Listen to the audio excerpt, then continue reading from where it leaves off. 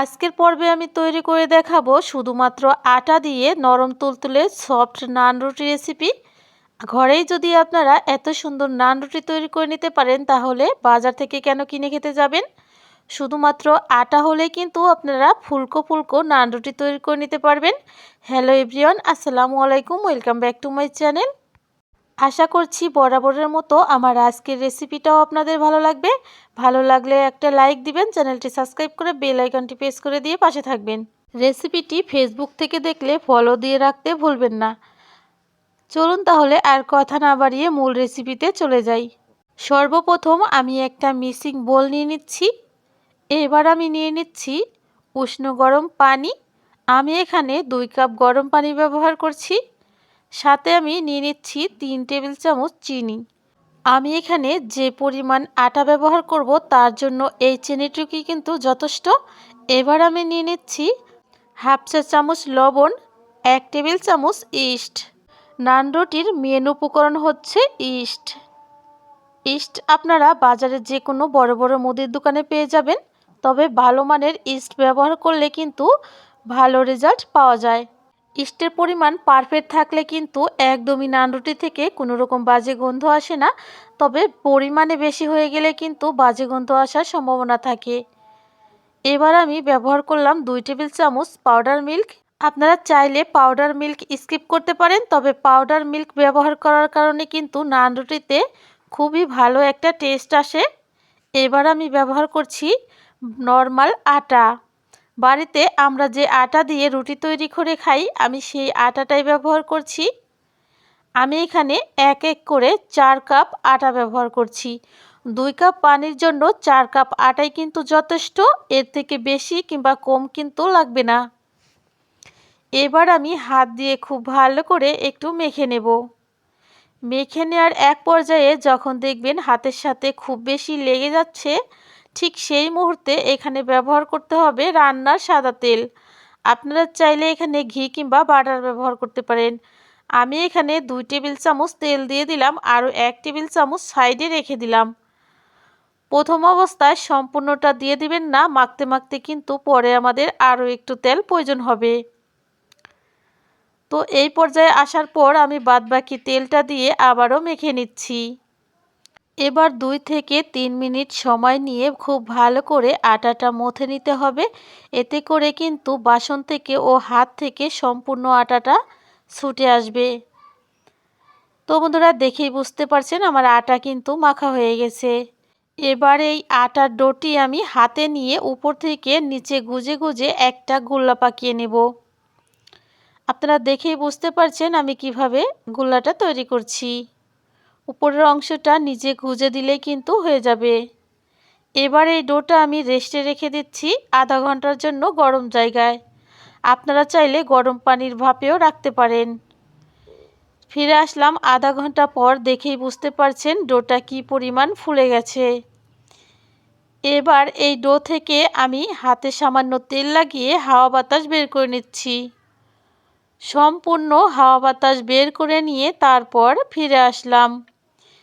এবার এই ডোটা আমি একটা বোর্ডের উপরে নিয়ে নিচ্ছি। বোর্ডের উপরে ডোটা নিয়ে হাতে নিয়ে ঠিক উপর থেকে নিচে গুজে গুজে আবারও একটা গোলগুল্লা তৈরি করে নিচ্ছি। গোলগুল্লাটা তৈরি করা হয়ে গেলে এবার আমি একটা ছুরি নিয়ে নিচ্ছি।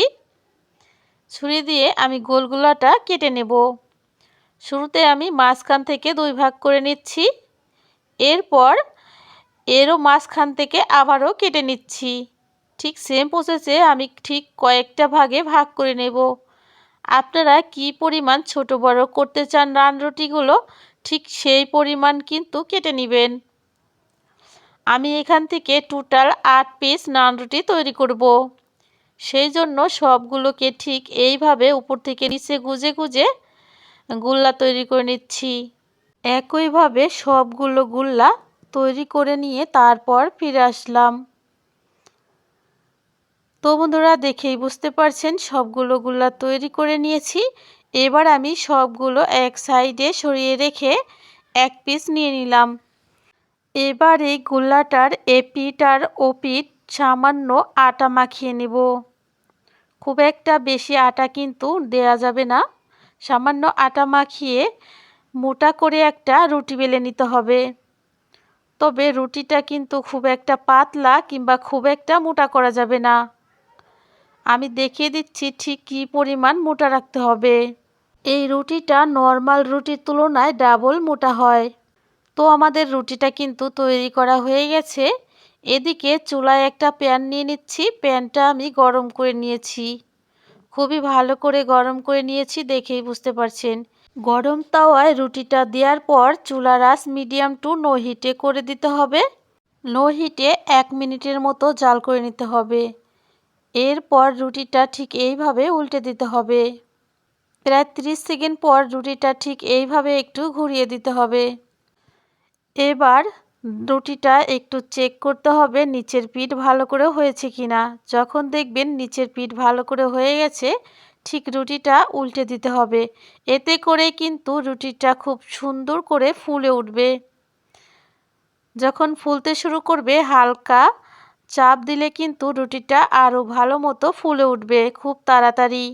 এভাবে নান রুটি তৈরি করলে নান রুটিগুলো খুব সুন্দর ফুলকো ফুলকো হয়। আর যদি আপনারা নান রুটি তৈরি করার সময় এক পিঠ খুব ভালো করে ছেঁকে নিয়ে অন্য পিঠ উল্টে দেন, তাহলে কিন্তু কখনোই নান রুটিগুলো ফুলকো হবে না। তো বন্ধুরা, ফুলকো নান রুটি খেতে চাইলে অবশ্যই যেভাবে বললাম সেভাবে রুটিগুলো ছেঁকে নেবেন। তো আমাদের নান রুটিগুলো কিন্তু তৈরি করা হয়ে গেছে। এক এক করে সেম প্রসেসে সবগুলো রুটি তৈরি করে নিয়ে ফিরে এসেছি। এবার আমি এক এক করে রুটিগুলো আপনাদের দেখিয়ে দিচ্ছি। রুটিগুলোর এপিঠ ওপিঠ কিন্তু একেবারে পারফেক্টভাবে তৈরি হয়েছে। এবার আমি রুটির মাঝখানে দেখিয়ে দিচ্ছি কতটা পারফেক্টভাবে নান রুটিটা তৈরি হয়েছে। আর এই রুটিগুলো কিন্তু খুবই নরম ও সফট। একবার হলেও রেসিপিটা ট্রাই করে কমেন্ট করে জানাতে ভুলবেন না রেসিপিটা আপনাদের কেমন লেগেছে। আজকের মতো এই পর্যন্তই, দেখা হবে পরবর্তী পর্বে। সেই পর্যন্ত ভালো থাকবেন, আমার জন্য দোয়া করবেন। আজ এখানেই বিদায় নিচ্ছি। আল্লাহ হাফেজ। আসসালামু আলাইকুম।